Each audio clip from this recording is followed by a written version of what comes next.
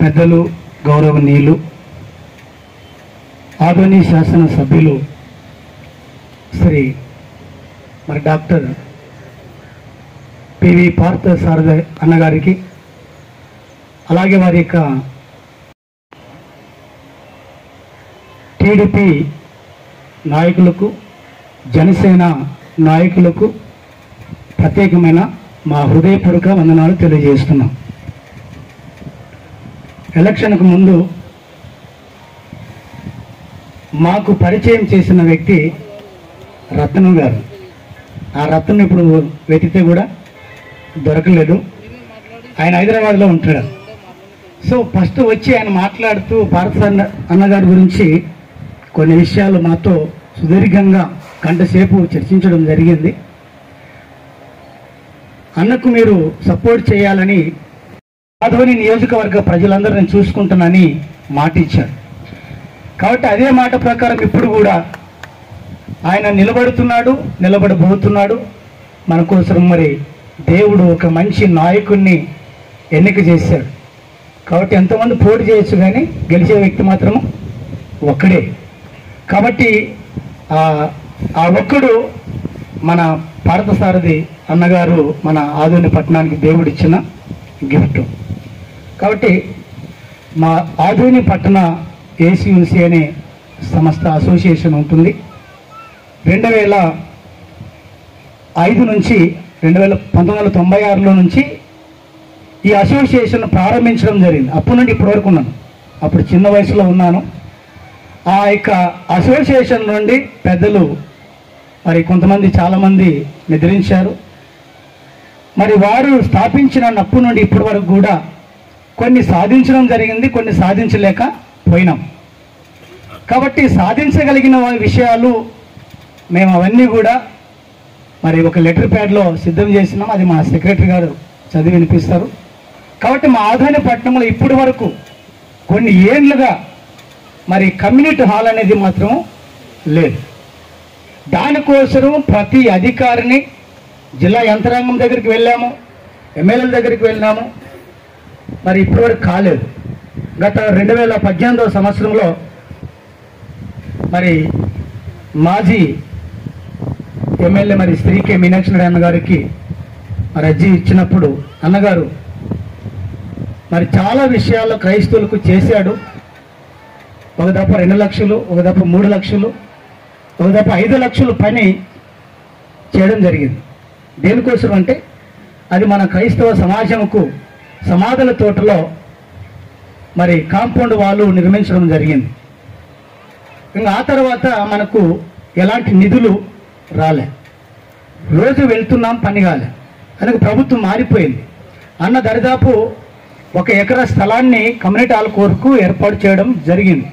ఆ ప్రయత్నాలు జరుగుతున్నాయి. అంటే మనకు ఆర్డర్ రాలేదు, కానీ ప్లేస్ చూపించినాడు.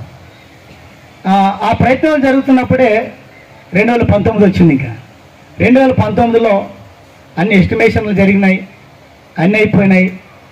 ₹1,00,00,000 శాంక్షన్ అయింది. తర్వాత బడ్జెట్ కూడా, అలాగే కొన్ని చర్చెస్కి 4 చర్చెస్కు మరి ఫండ్ కూడా 10 లక్షల వరకు ఒక్కొక్క చర్చికి మరి శాంక్షన్ చేయడము జరిగింది. ఆ కాపీలన్నీ కూడా మన దగ్గర ఉన్నాయి. అవన్నీ సెక్రటరీ గారు మీకు చదివి వినిపిస్తారు. సో ఇన్ని కాకుండా కమ్యూనిటీ హాల్ ఒకటి, సమాధుల స్థలంలో కాంపౌండ్ వాల్ ఒకటి, అక్కడ వచ్చేవారికి వర్షం వస్తే తడిసిపోతారు, ఎండ వస్తే మరి చాలా ఇబ్బంది పడతారు. అలాంటిది పరిస్థితులు అక్కడ ఒక పెద్ద మరి ఒక నిర్మాణం చేపట్టాలని ఆలోచన ఉంటుంది. ప్రస్తుతానికి మా దగ్గర ఉన్న బడ్జెట్తో కొద్ది మందితో కలిసి ఒక చిన్న చెడ్డు 50 అడుగుల పొడవు 20 అడుగుల వెడల్పుతో ఇప్పుడు వేయడం జరిగింది. అంటే ఇంకా జరుగుతుంది వర్క్. దాని మీద సీట్లు వేయాలి. సో మేము మా దగ్గర ఉన్న క్రైస్తవ సమాజం మరి చాలా పేదవారు. వారు కష్టపడి వారి కష్టార్జితం నుండి తీసుకుని వచ్చిన డబ్బుతో మేము కొద్దివరకు పని చేయడం జరిగింది. ఇంకా మనం చూస్తే పాస్టర్లకు ఇంటి నివాస స్థలం విషయంలో కూడా చాలాసార్లు అర్జీ ఇవ్వడం జరిగింది. ఆ అర్జీలు ఇప్పటి వరకు ఒకటి కూడా మరి ముందుకు రాలేకపోయింది. సో ఎవరు తప్పు ఉన్నప్పటికీ అది ఇప్పటివరకైతే పాస్టర్లకు ఇంటి నివాసాలు ఇవ్వలేదు. అదే మన పక్కన ఉన్న ఎమ్మిగనూరు నియోజకవర్గంలో మరి పాస్టర్లందరికీ ఒక కాలనీ ఏర్పాటు చేయడం జరిగింది. అక్కడ పాస్టర్లందరూ వెళ్ళి ఎమ్మెల్యే గారికి అర్జీ ఇవ్వడం ద్వారా వారికి ఇంటి నివాస స్థలాలు దరిదాపు 100 మందికి ఇవ్వడం జరిగింది. ఇప్పుడు అంటే నివాస స్థలములే కాకుండా ఇండ్లు కూడా కట్టేయడం జరిగింది. సో ఆదోని పట్టణంలో మరి ఇప్పటి వరకు మా యొక్క అభ్యర్థన జరగలేదు కాబట్టి ఆ యొక్క అభ్యర్థన విషయంలో కూడా మరి అన్నగారి ముందు ఉంచుకుంటున్నాం. మరి 4వది ఏంటంటే గౌరవ వేతనం.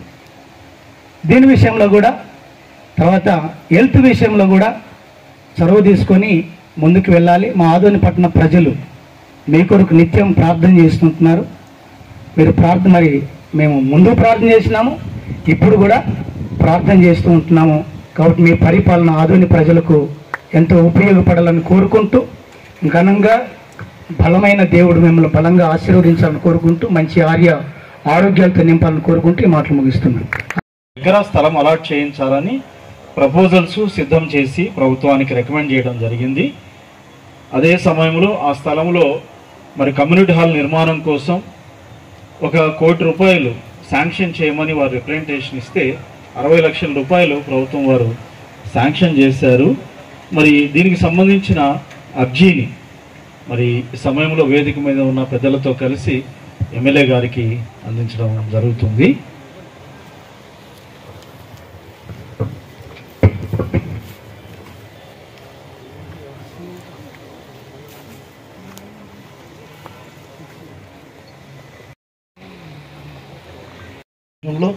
నా వంతుగా నేను ప్రయాసపడతానని ఆనాటి నుండి నేటి వరకు కూడా వారు హామీ ఇస్తున్నారు. వారి యొక్క హామీలను నెరవేర్చడానికి దేవుడు ద్వారాలు తెరిచి మరి ముఖ్యమంత్రి గౌరవనీయులు చంద్రబాబు నాయుడు గారిని అయితేనేమి, ప్రధానమంత్రి గారు గౌరవనీయులు నరేంద్ర మోడీ గారిని అయితేనేమి ప్రేరేపించి వారి యొక్క అర్జీలన్నీ వారు శాంక్షన్ చేసి నిధులు ఇచ్చే విధంగా మనం ప్రార్థన చేద్దాము. మరి సమయంలో మొట్టమొదట Adoni Christians United churches association ACUCA 1996లో ఈ ఆర్గనైజేషన్ను పెద్దలు ఏర్పాటు చేశారు. 28 సంవత్సరాల చరిత్ర ఉన్న అసోసియేషను, ఏకైక అసోసియేషను. దీనికి తిరుగులేదు. మధ్యలో కొన్ని వస్తుంటాయి పోతుంటాయి, అన్ని పిలకాలలో అట్లా డైవర్ట్ అయితే మళ్ళీ ఇట్లా వచ్చి కలిసిపోతుంటాయి. కానీ ప్రారంభము నుండి నిరంతరంగా కొనసాగుతూ ఉన్నది. ఆదోని క్రైస్తవ సమాజ అవసరతలు సమస్యలు పరిష్కరిస్తూ ఉన్నది ACUCA మాత్రమే.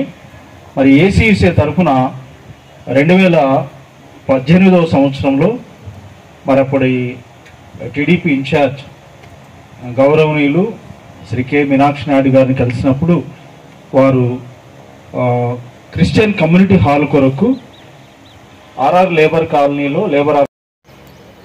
పెద్దలు గౌరవనీయులు ఫాదరు పోలా విజయరాజు గారికి, అలాగే ACUCA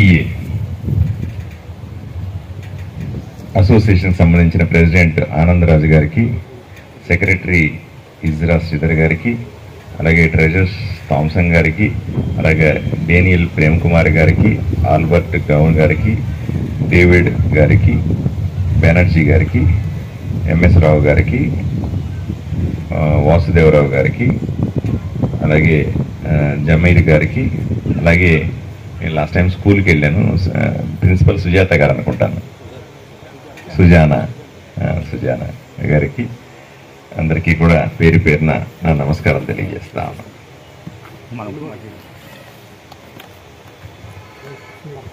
చాలా సంతోషంగా ఉంది.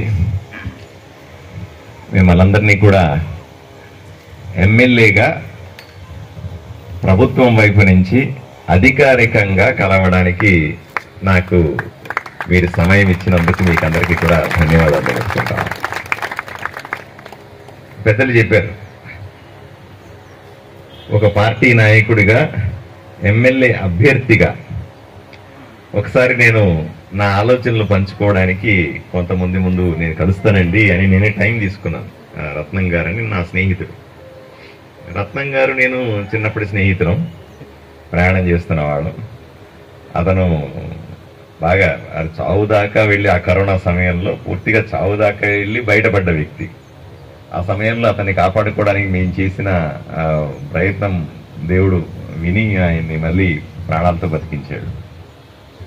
ఆయన హైదరాబాద్ నుంచి వచ్చి నా ఎన్నికల కోసం మాత్రం పనిచేస్తాను నీకు అనే ఉద్దేశంతో వచ్చి నాతో స్నేహితుడిగా నా పక్కన ఉన్నాడు. ఆ సందర్భంలో పెద్దలు కొంతమందిని ఉన్నారు, ఈ స్టేజ్ మీద ఉన్న అన్న ఉన్నాడు, అన్న కూడా ఉన్నాడు. వీళ్ళందరూ కూడా కలిసి మేము ఒక చర్చిలో నా ఆలోచనల్ని పంచుకుంటాం. నేను అభ్యర్థినండి, నేను అభ్యర్థిగా నా ప్రతిపాదనలు ఇవి, నా ఆలోచనలు ఇవి, నేను ఆలోచన చేసే విధానం ఇది, ఆదోనిని అభివృద్ధి చేయడానికి నాకున్నటువంటి పద్ధతులు ఇవి అని నేను వాళ్ళకి చెప్పడానికి ప్రయత్నం చేశాను. మేము ఏ రకమైన రాజకీయ చర్చలు చేయలేదు అక్కడ. క్యాషువల్గా ఒక ఇంటలెక్చువల్గా మా మాటలు పంచుకున్నాం. కానీ అప్పటికున్నటువంటి నాయకులు వాళ్ళు మా అందరి మీద కేసు పెట్టారు. ఆ ఫోటో తీసి పేపర్లో ఇచ్చింది, పేపర్లో వచ్చి కేసు పెట్టారు. సరే, దేవుడి నిర్ణయం ఎలా ఉంటుందంటే మంచి ఆలోచన చేస్తే తర్వాత ఆయన చూసుకుంటాడని నమ్మిన వాళ్ళం మనమంతా కదండి. ఆలోచన మంచిదయ్యి ఉండాలా, పద్ధతి సరైనదయ్యి ఉండాలా, తప్పు చేయని వాడయ్యి ఉండాలా, మిగతావన్నీ ప్రభువు చూసుకునే వ్యవహారాలు. ఆయన 28 రోజుల్లో తిరగరాసి ఎవరి మీదైతే కేసులు పెట్టాడో వీడి ఆలోచనలు బాగున్నాయని నన్ను ఎమ్మెల్యే చేశాడు. వీళ్ళందరూ కూడా దేవుడి మాటలు మాట్లాడడం తప్పు చేయలేదు అనే ఉద్దేశంతో వాళ్ళందరినీ నిరపరాధులుగా ఈరోజు ఎవరైనా ఆయన దగ్గరికి వచ్చి కేసు పెట్టే పరిస్థితి ఉందని నా పక్కన కూర్చున్న తర్వాత ఆలోచన చేయి. ఈరోజు లోకరక్షకుడుగా యేసు ప్రభువు ఉంటే అందరూ ఆదోనిని రక్షించమని నాకు ఆజ్ఞాపించాడు. కాబట్టి నేను మీతో ఉన్నానన్న విషయాన్ని తెలియజేస్తూ మీకు ధన్యవాదాలు తెలుపుతాను. ఇది ఏమైనా ఎమ్మెల్యే అయిన తర్వాత ఈరోజు అఫీషియల్గా కలుస్తాం. ఒకప్పుడు ఏదో తప్పు చేసిన వాడిలాగా నన్ను వీళ్ళందరినీ కూడా నిందించి మీరు ఎట్లెట్లా కూర్చుంటారు, మాట్లాడుకోకూడదు కదా, మీరు కలవకూడదు కదా అన్నవాళ్ళు ఈరోజు అఫీషియల్గా మాట్లాడే అవకాశాన్ని దేవుడిచ్చాడు. ఇంతకు మించి ప్రజాస్వామ్యంలో గొప్పతనం ఏముంటుంది అంటా నేను. ప్రజాస్వామ్యంలో మామూలు స్థాయిలో నుంచి 28 రోజుల్లో ఒక ఎమ్మెల్యే అవ్వగలిగిన పరిస్థితి, ప్రజలు ఆమోదించి ఓటేసి ఎమ్మెల్యేగా చేయడం, అంతనే మళ్ళీ వచ్చి ఈ రకమైన సమావేశాన్ని అఫీషియల్గా చేయడం అనేది అది ప్రజాస్వామ్యం గొప్పతనం. అది దేవుడి గొప్పతనం అంతే తప్ప మనకి ఇంకేమి. అయిన తర్వాత నేనే వీళ్ళని పిలిపించాను. నాకు వీళ్ళు గుర్తున్నారు, పిలిపించండి మళ్ళీ అప్పుడు కూర్చున్న పెద్దల్ని పిలిపించండి, నేను ఇప్పుడు అధికారికంగా వాళ్ళతో మాట్లాడతాను. ఒకప్పుడు అనధికారికంగా అభ్యర్థిగా మాట్లాడిన మాటలనే మళ్ళీ నేను అధికారికంగా మాట్లాడతాను అని వాళ్ళని పిలిపించుకొని, అయ్యా మీరు మనల్ని ఆ రోజు ఇబ్బంది పెట్టినారు, అవమానించినారు, ఈసారి అఫీషియల్గా మంచి కార్యక్రమం పెట్టండి, మనం కలిసి మంచి చెడు మాట్లాడుకున్నాం. ఆ రోజు ఏమి మాట్లాడుకున్నామో అదే ఈరోజు మాట్లాడుకుంటాం, ఏమీ తేడా లేదండి. ఆ రోజు మేము రాజకీయాలు మాట్లాడలేదు, అసలు రాజకీయాల జోలికి పోలేదు, రాజకీయాలు అసలు మాట్లాడలేదు. నేను మళ్ళీ చెప్తున్నా, ఈరోజు కూడా రాజకీయాలు మాట్లాడను. నేను వచ్చింది ఎందుకు అంటే ఆ రోజు వీళ్లకు పెద్ద మనుషులు 15 మంది ఉన్నారు, ముందు కూర్చున్న వాళ్ళు కూడా కొంతమంది ఆ రోజు అక్కడ ఉన్నారు. ఆ రోజు ఇదిగో పెద్దలు ఆయన ఉన్నారు. సో ఆ రోజు నేను చెప్పింది అదే, అయ్యా దేవుడు నాకు అవకాశం ఇస్తే, మీరందరూ కూడా నన్ను ఆశీర్వదిస్తే మిమ్మల్ని అందరినీ నా గుండెల్లో పెట్టి చూసుకుంటాను అని ఆ రోజు వీళ్ళకి మాట ఇచ్చాను. మీరందరూ నాకు అవకాశం ఇచ్చినారు, దేవుడు నాకు అవకాశం ఇచ్చినాడు. ఈరోజు ఆ మాట నిలబెట్టుకుంటాను, మిమ్మల్ని అందరినీ కూడా బ్రహ్మాండంగా చూసుకుంటానని చెప్పడానికే మేము ముందుకు వచ్చానని ఈరోజు మీకు తెలియజేస్తాను. నాకు ఇంకో వేరే పనే లేదు. ఆ మాట వీళ్ళతో చెప్పుండొచ్చు కదా, సరిపోతుంది కదా అంటే వాళ్ళతో, ఎందుకంటే ఆ రోజు పరిస్థితులు వేరే. ఆ రోజు వాళ్లకు భయం, వాళ్లకు ఇబ్బంది, వాళ్లకు ఒక రకమైనటువంటి జంకు. అసలు మనం మూడోది అదేదో నేరమో ఘోరమో చేసినట్టు భారతీయ జనతా పార్టీకి సంబంధించిన కార్యకర్త లీడర్ని కలిస్తే అదేదో ఒక రకమైన చాలా మంది ఇదే అనుభవం నాకు ముస్లిం సమాజం నుంచి కూడా ఎదురైంది. ముస్లిం సమాజంలో కూడా చాలా మంది నాకు ఓట్లు వేయలేదు. చాలా మంది నన్ను అదే నువ్వు బీజేపీ వాడు కాబట్టి మేము కలవకూడదు, బీజేపీ వాళ్ళు కాబట్టి మేము ద్వేషించాలా, బీజేపీ కాబట్టి నిన్ను ఇంకో రకంగా చూడాలా అనే ఆలోచనలో ఉన్నారు. ఈ రోజు మీరు ఒకసారి వెళ్ళి ముస్లిం సమాజంలో ఎవరన్నా సరే తట్టి చూపించండి, వాళ్ళు ఏం చెప్తారో నా గురించి ఆలోచించండి. 20 రోజుల్లో ఒక ఎమ్మెల్యేగా నేను గొప్పగా ఆస్తులు గొప్ప పదవులు సంపాదించలేదు, కానీ వాళ్ళ గుండెల్లో స్థానాలను సంపాదించుకున్నారు మాత్రం గట్టిగా చెప్తాను. నేను ఈరోజు ముస్లిం సమాజానికి తర్వాత క్రిస్టియన్ సమాజం ఇదే రకమైనటువంటి చూచాయిగా అదే రకమైన ఆలోచనలు భావాలు ఉన్నటువంటి ఇంకొక సమాజం.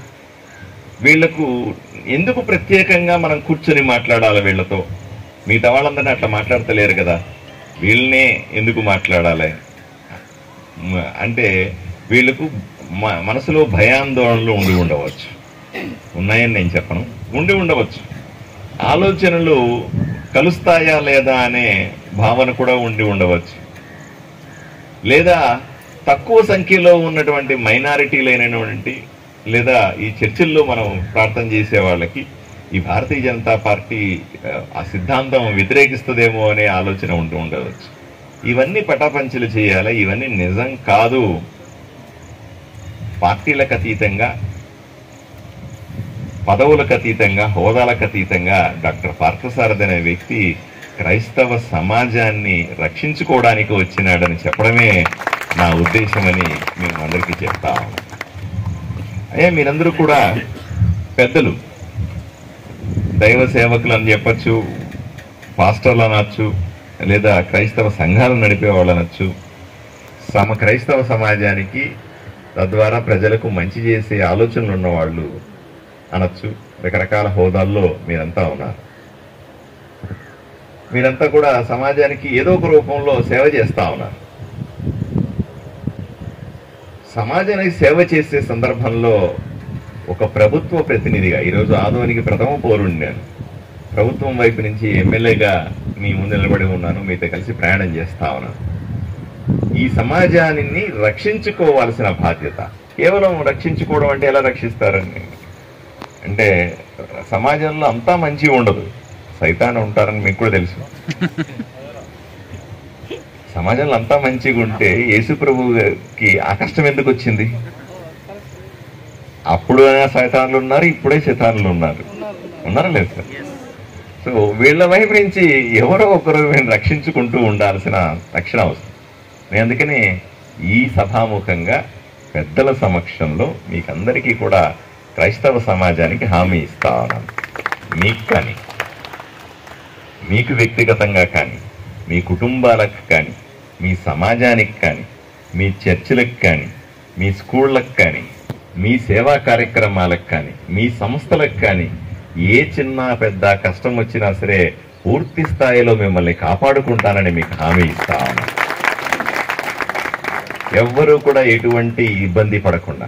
చాలా మంది నేను చెప్పాను, నన్ను కలవాలంటే అపాయింట్మెంట్ అవసరం లేదు, నన్ను కలవాలంటే పెద్ద రికమెండేషన్లు అక్కర్లేదు, నన్ను కలవాలంటే పెద్దగా ఇబ్బంది పడాల్సిన అవసరం లేదు. ఎవరికి ఏ కష్టం వచ్చినా సరే నేరుగా నన్ను కలిసి వాళ్ళ కష్టాన్ని తీర్చుకోగలిగే అవకాశం ఉంది అనే విషయాన్ని మీకందరికీ మీ ద్వారా క్రైస్తవ సమాజానికి నేను చెప్తా ఉన్నాను. ఇక పెద్దలు చెప్పారు, బెనర్జీ గారు చెప్పారు, రాజులకి సూచనలు చెప్పారు. నేను బెనర్జీ గారికి ఒక చిన్న కరెక్షన్ మాత్రమే చేస్తాను. అయ్యా, దయచేసి నన్నెవరూ కూడా క్రైస్తవ సమాజం కానీ ఆదోనిలో ఉన్నటువంటి ఎవరూ కూడా రాజుగా చూడొద్దండి, కేవలం మీ సేవకుడిగా చూడమని మిమ్మల్ని అందరినీ చేతులెత్తి వేడుకుంటాను. నేను రాజును కానే కాదు. రాజు అంటే ఆ రాజులు పోయినారు. మీరందరూ కూడా మాకు రాజులు వద్దు అని నాకు ఓటేశారు. ఈ ఊరికి రాజుకి అక్కర్లేదండి, మాకొక సేవకుడు కావాలి, ప్రభువు పంపించిన సేవకుడు కావాలని మీరంతా కోరుకొని నాకు ఓటేశారు. మళ్ళీ నేను రాజు అన్నాను అనుకోండి, మొత్తం తిరగబడుతుంది. కాబట్టి దయచేసి నన్ను సేవకుడుగా మాత్రమే ఉంచేయండి. ఎట్టి పరిస్థితుల్లో కూడా నన్ను ఆ రకంగా చూడొద్దని బెనర్జీ గారికి, అలాగే సమాజం మొత్తానికి, పెద్దలకి అందరికీ కూడా నేను తెలియజేస్తా ఉన్నాను. జ్ఞానం ఇవ్వమని అడగాలి. పెద్దలు చెప్పారు, ఈ సమాజాన్ని రక్షించుకోవడానికి, ఈ ఊరిని కాపాడుకోవడానికి, ఈ ఊరిని అభివృద్ధి బాటలో నడపడానికి దేవుడు మనందరికీ జ్ఞానం ఇవ్వాలా, నాకు కూడా జ్ఞానం ఇవ్వాలా. నన్ను నిజంగానే దేవుడు ఆదేశించకపోతే మిమ్మల్ని కలవాలన్న కోరిక నాకెందుకు వస్తుంది? ఆలోచన చేయండి. నేను ప్రతిపాదన చేసి నేను కలుస్తానండి అని చెప్పే ఆలోచన నాకెలా, ఎవరు పంపించారు కదా? పొద్దున్న లేసి రాత్రి దాకా ఏదో హడావిళ్ళు గందరగోళాల్లో. ఇప్పుడు నేను అక్కడ ఉంటాను, R&B దగ్గర ఉంటాను. రోజు కనీసం 1000 మంది వస్తారు. 1000 మందిని మాట్లాడి డిస్పోజ్ చేయడం కూడా అది తలకు మించిన భారం. అది ఇంత హడావిడిలో కూడా నాకు మిమ్మల్ని కలవాలన్న ఆలోచన వచ్చింది కదా, అది తప్పనిసరిగా దేవుడిచ్చిన ఆలోచనే అని నేను అనుకుంటా ఉన్నాను. 2-3 విషయాలు చెప్పారు కమ్యూనిటీ హాలుకు సంబంధించిన విషయం. ఒకటి, సమాధుల స్థలానికి సంబంధించిన ఒక ఇష్యూ ఒకటి చెప్పారు. ఇవి 2 కమ్యూనిటీకి సంబంధించిన అంశాలు. నాకు ఒక పేపర్ కూడా ఇచ్చినారు. ఒక జీవో కాపీ ఇక్కడ మనకు కనిపిస్తా ఉంది. 2018 మార్చిలో ఇచ్చినటువంటి ఒక పేపర్ కనిపిస్తా ఉంది. అంటే గత ఎన్నికల ఎలక్షన్లకు 1 సంవత్సరం ముందుగా ఈ పేపర్ ఇచ్చారు. దీంట్లో అడ్మినిస్ట్రేటివ్ శాంక్షన్ ఇచ్చినట్టుగా ₹1 కోటి మనకు అర్థమవుతా ఉంది. దీన్ని మైనారిటీ వెల్ఫేర్ నుంచి ఇవ్వమని రిక్వెస్ట్ చేశారు. అడ్మినిస్ట్రేటివ్ శాంక్షన్ చేశారు కానీ ఫినాన్షియల్ శాంక్షన్ అయినట్టుగా కనపడలేదు మనకి. అంటే డబ్బులు ఇవ్వడానికి నేను సిద్ధం అని చెప్పారు తప్ప డబ్బులు ఇస్తున్నానని చెప్పినట్టుగా దీంట్లో కనపడలేదు. అటువంటి పేపర్ నా దగ్గర ఏమీ లేదు. కాబట్టి 2018 ఇప్పుడు తీయమంటే నాకు తీస్తారా లేదా అనే విషయాన్ని కూడా నేను వెరిఫై చేసుకోవాల్సి ఉంది. ఇప్పుడున్న పరిస్థితుల్లో నిన్న నేను ఈద్గాకి వెళ్ళానండి. ఈద్గా అంటే ముస్లిమ్స్ సంబంధించినటువంటి వాళ్ళకు సంబంధించిన ఒక హాల్, వాళ్ళకు సంబంధించిన యాక్టివిటీ గోడ కట్టడానికి వెళ్ళాను. వాళ్ళు కూడా ఇటువంటి నాకు పేపర్ ఇచ్చారు. ₹2,90,00,000 విలువ చేసేటువంటి శాంక్షన్ చూపించారు. ₹1 విడుదల కాలేదు. అమ్మ మీకు తెలియంది ఏముంది, రాజకీయాలు ఎలా ఉంటాయంటే వాళ్ళు పోతే వీళ్ళు పోతే వాళ్ళు అన్నట్టుగా, వాళ్ళు చేసింది మేం చేసింది వాళ్ళు చేయాలన్నట్టుగా విచిత్రమైన రాజకీయ పరిస్థితి. నాకు అటువంటి ఆలోచనలు లేకపోయినప్పటికీ కూడా ఇవన్నీ కూడా 2018 జీవోని వీళ్ళు ఇప్పుడు తీసుకొని దీనికి ఫినాన్షియల్ శాంక్షన్ ఇస్తారా అన్నది క్రాస్ చెక్ చేయాల్సిన అవసరం ఉంది. ప్రభుత్వాలు మారినప్పుడల్లా మళ్ళీ రెడ్డి గారు వచ్చి మొదలుపెట్టి అన్నట్టుగా మళ్ళీ మొదలు పెట్టమంటారా, లేదా ఈ పేపర్ బేస్ చేసుకొని ₹1 కోటి శాంక్షన్ చేసేస్తారా అని నేను సీఎం గారిని తప్పనిసరిగా అడుగుతాను. ఏమంటే ఇదే పేపర్ మీద ముందుకెళ్తామా, లేదా పేపర్ ఏమైనా మార్చాల్సిన అవసరం ఉందా అని. నిజంగా ఆయన దీని మీదే ముందుకెళ్తాననే అవకాశాలు తక్కువ ఉన్నాయి. బట్ ఎనీహౌ నేను అడిగి ఆయన దీంట్లోనే ముందుకెళ్తానంటే దీన్నే ఆయన దగ్గర సంతకానికి పెడతాను. తర్వాత ఆ ఫైల్ని ఫైనాన్షియల్ క్లియరెన్స్ కోసం నేనే దగ్గర ఉండి, ఎందుకంటే పయ్యావుల కేశవ్ గారు ఫైనాన్స్ మినిస్టరు, అనంతపురం జిల్లా ఆయన, సత్యసాయి జిల్లా ఆయన ఇబ్బంది ఏం లేదు, సన్నిహితుడే. ఆయన అడిగి ఆ ₹1 కోటి ఎలా తీసుకొచ్చి మీ చేతుల్లో పెట్టాలని ఆలోచన చేస్తాను. ఇన్ కేస్ లేదు మళ్ళీ మొదటి నుంచి ఈ ప్రాసెస్ చేయంటే మళ్ళీ మీ దగ్గరికి వెనక్కి వచ్చి మళ్ళీ ఇక్కడ ఈ ప్లానింగ్లు, ఈ స్కెచ్లు, ఇవి ఫైల్ తయారు చేసుకుని మళ్ళీ వీలైనంత స్పీడ్గా ఈ కార్యక్రమం ఎలా చేయాలా అన్న విషయాన్ని తప్పనిసరిగా నేను ముందుకు తీసుకెళ్తానని మీకు హామీ ఇస్తా ఉన్నాను. సమాధుల స్థలానికి సంబంధించిన కోరారు కానీ నాకు ఎక్కడ పేపర్లు ఇన్ఫర్మేషన్ ఇవ్వలేదు. దానికి ఏదైనా ఉంటే నాకు దయచేసి ఇవ్వాల్సిందిగా ఆ పనికి కూడా ముందుకెళ్తానని చెప్తా ఉన్నాను. ఇక రెండో విషయానికి వస్తే పాస్టర్లకు సంబంధించిన కోరికలు చెప్పారు. పాస్టర్లకు ఇళ్ల పట్టాలని ఇవ్వాలి. దయచేసి మీరు నాకు రిక్విజిషన్ ఇవ్వండి.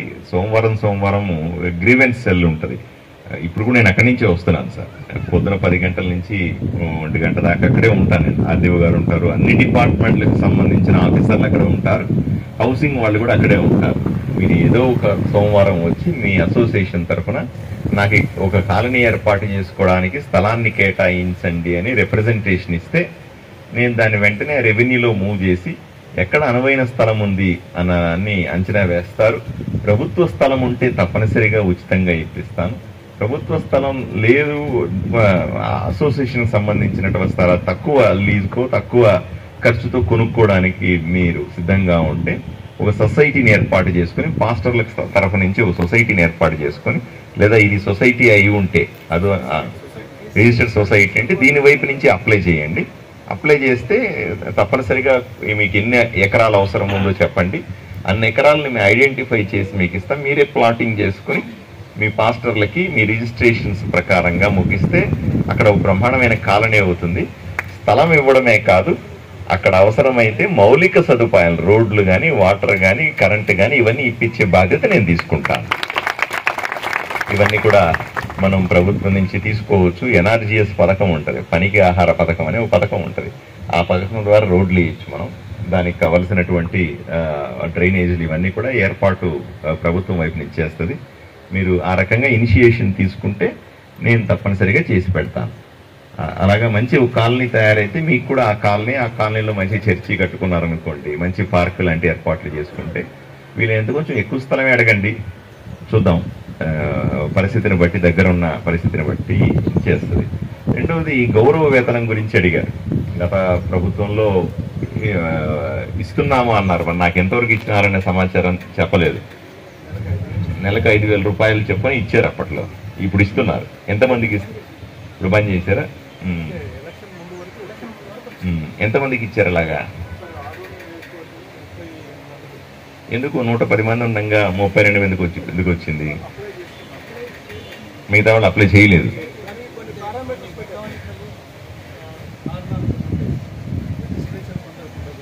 టెక్నికల్ రీజన్స్ లో పోయి ఉంటాయి మీద. దయచేసి అవన్నీ కూడా క్లియర్ చేసుకొని, టెక్నికల్ రీజన్స్ ఏమన్నా ఉంటే వాటిని అడ్జస్ట్ చేసుకొని 100 మంది పాస్టర్లు ఉంటే 110 మందికి ఇప్పిద్దామండి, ఏమి ఇబ్బంది ఏమి లేదు. దాంట్లో వరి ఇవ్వాల్సిన అవసరం. ప్రభుత్వం నుంచి వచ్చే డబ్బులు పాస్టర్లకు ఇప్పించడంలో మనకి ఇబ్బంది ఏముంది? పాలసీ ఉంటే అందరూ లబ్ధి పొందాలని నేను కోరుకుంటాను.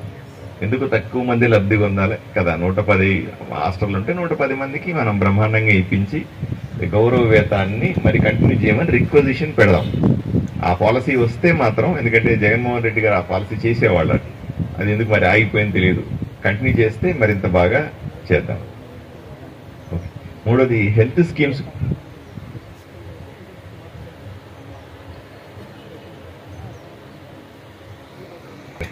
హెల్త్ స్కీమ్స్ గురించి అడుగుతున్నారు పెద్దలు. తప్పనిసరిగా పాస్టర్లు వాళ్ళ కుటుంబాలకి నేను చాలాసార్లు మన పత్రికా విలేకరులకి కూడా ఇటువంటి స్కీమ్స్ కావాలి, ఇటువంటి పట్టాలు ఉండాలి, వాళ్ళకు హెల్త్ స్కీమ్స్ ఉండాలని పోరాడుతా ఉన్నాను. ఆ రకంగా కూడా నేను రిక్వెస్ట్ చేస్తున్నాను గవర్నమెంట్కి. సో ఎవరెవరైతే అసోసియేషన్స్ ఉంటాయో ప్రజలకు సేవ చేసే ఇటువంటి కార్యక్రమాలు, మీరైతేనేమి ఈ గుళ్ళో ఉన్నటువంటి పూజారులకైతేనేమి, అలాగే ముల్లాల అంటే ముస్లిమ్స్ సంబంధించిన మసీదుల ముల్లాలకు, వీళ్ళకందరికీ ఏదైనా పాలసీ తీసుకునే అవకాశం ఉంది. పాలసీ తీసుకుంటే ఏ మతాలకు సంబంధం లేకుండా, ఏ కులమైనా ఏ మతమైనా సరే ఇటువంటి పాలసీలని అందరికీ అప్లికబుల్ వచ్చేలాగా, ఆదోనిలో మరీ ముఖ్యంగా అందరికీ వచ్చే రకంగా నేను జాగ్రత్త తీసుకుంటానని మీ అందరికీ నేను హామీ ఇస్తా ఉన్నాను. రెండవది, ఇప్పుడు పెద్దలు చెప్తా ఉన్నారు, ఎప్పుడన్నా సభలు చేసుకునేటప్పుడు ఎప్పుడన్నా పెద్దలు వస్తారు బయట నుంచి, కొంతమంది పెద్దలు వచ్చి సభలు పెడతా ఉంటారు. వాళ్ళకి సంబంధించిన పర్మిషన్లు, వాటికి సంబంధించిన ఇబ్బందులు ఏమన్నా వస్తే మీరు అస్సలు భయపడకండి సార్. మీ బ్రహ్మాండంగా సభలు చేయండి. ఆదోని చుట్టుపక్కల సువార్తలు కానీ ఇంకోటి ఏదైనా సరే, ఎంత పెద్ద సభ అన్నా పెద్ద పెద్ద వాళ్ళని పిలవండి. ఇంకా నాకు ఎటువంటి అభ్యంతరం లేదు. మంచి వాళ్ళని పిలవండి, మంచి సభలు చేయండి, మంచి కార్యక్రమాలు చేయండి. మీకెందుకు ఎవరన్నా పర్మిషన్ ఇవ్వకపోతే నేను వస్తాను ఆ సభకి. నేను వస్తే పర్మిషన్ వచ్చినట్టే. నేను వచ్చి ముందు రోజులో కూర్చుంటాను, ఎవరు అడ్డం వస్తారో చూస్తాను. మీరు అసలు భయపడాల్సిన అవసరమే లేదు. మీకు ప్రొటెక్షన్కు సంబంధించి కానీ మిమ్మల్ని అబ్జెక్ట్ చేసే విధంగా ఎటువంటి చర్య జరగదు. పోలీసులతో ప్రత్యేకంగా ఎవరైనా పర్మిషన్ ఇవ్వకపోతే మీ ధార్మిక కార్యక్రమాలకి మీ చర్చలు చేసే పనులకి, ఏ పనులకైనా సరే పోలీస్ పర్మిషన్ ఇవ్వకపోతే నా దగ్గరికి రండి, నేను దగ్గర ఉండి ఒక ఫోన్తో మీకు పర్మిషన్ ఇప్పిస్తాను, ఏమి ఇబ్బంది పడాల్సిన అవసరం లేదని మీ అందరికీ కూడా, పాస్టర్లందరికీ కూడా హామీ ఇస్తా ఉన్నాను. మీ మీద ఎవడన్నా దాడులు చేసినా, మీ మీద ఎవడన్నా దౌర్జన్యం చేసినా, గూండాగిరి చేసినా, మీ ఆస్తుల మీద కానీ, మీ చర్చి ఆస్తులు కానీ, మీ వ్యక్తిగతంగా మీ మీద ఆస్తుల మీద ఎవడన్నా వచ్చినా, నేను ఎమ్మెల్యే కాకముందు చెప్పినాను, ఎమ్మెల్యే అయిన తర్వాత కూడా చెప్తాను, ఈ ఊర్లో గూండాగిరిని ఒప్పుకోను, కబ్జాతనాన్ని ఒప్పుకోను, బెదిరిస్తే ఒప్పుకోను, తప్పుడు పనులు పేకాట కానీ, మటక కానీ, ఇంకోటి ఎటువంటి తప్పుడు పనులు ఒప్పుకోరని పలుసార్లు చెప్పి ఉన్నాను. ఆ మాటకి ఈరోజు కట్టుబడి ఉన్నాను. ఎట్టి పరిస్థితుల్లో కూడా ఈ ఊర్లో ఎవడో తప్పు చేయడానికి వీలు లేదు అని చెప్తా ఉన్నాను. అదే విధంగా మీ మీదకి ఎవరైనా వస్తే నాకు చెప్పండి, వాళ్ళ సంగతి నాకు వదిలిపెట్టి మీరు ప్రశాంతంగా మీ పనులు చేసుకోవాల్సిందిగా మిమ్మల్ని కోరుతూ, మంచి మంచి ధార్మిక కార్యక్రమాలు జరగాల మీ వైపు నుంచి. ఇక్కడ ఆదోనిలో క్రైస్తవ సమాజంలో ఎంతమంది ఉంటారు సార్? 50,000 మంది ప్రజలు అంటా ఉన్నారు. వీళ్ళందరి బాగోగులు చూసుకోవాల్సిన బాధ్యత కూడా మీ మీద ఉంది. కేవలం మిమ్మల్ని నేను చూసుకుంటాను, మీరు ప్రజల బాగోగులు చూసుకోవాలి. ప్రజల ఆలోచన విధానాన్ని మార్చుకోవాలి. మీ చర్చలకు వచ్చేటువంటి పేదవాళ్ళు పడే కష్టాలు మీరు కూడా బాక్స్లో కూర్చొని చాలా వింటూ ఉంటారు నాకు తెలిసి. వాళ్ళు పడే కష్టాలు కానీ వాళ్ళు ఓదారుస్తూ ఉంటారు, వాళ్ళ కష్టాల్లో సుఖాల్లో మీరు కూడా తోడుగా ఉండుంటారు. నిజంగానే పేదవాడికి సాయం చేసే విషయంలో మీ చర్చలకు వచ్చి మీ దగ్గరికి ఎవరన్నా రిక్వెజిషన్ వస్తే తప్పనిసరిగా వాళ్ళు నా దగ్గర తీసుకురండి. పేదవాళ్ళందరికీ న్యాయం జరగాల, పేదవాళ్ళందరికీ ప్రభుత్వం వైపు నుంచి వచ్చే పథకాలన్నింటినీ కూడా చేర్చి క్రైస్తవ సమాజంలో ఉన్నటువంటి 50,000 మంది కూడా సుఖ సంతోషాలతో స్వేచ్ఛగా ఆదోనిలో తమ మతాన్ని అనుసరించే అవకాశాన్ని, ఆ స్వేచ్ఛను నేను ఇస్తానని మీ అందరికీ కూడా హామీ ఇస్తూ, తప్పనిసరి మీ నెంబర్లని నేను నోట్ చేసుకుంటాను. నా ఫోన్ నెంబర్లు కూడా మీరు అందరూ పెట్టుకుని ఉండండి. అన్ని చర్చలకి ఇవ్వండి. ఎంత ఎమర్జెన్సీ వచ్చినా సరే నాతో మాట్లాడి మీ సమస్యలు దూరం చేసుకోవచ్చని మీకు అందరికీ హామీ ఇస్తూ ఈ అవకాశం ఇచ్చిన మీ అందరికీ ధన్యవాదాలు తెలుపుకుంటాను. నమస్కారం.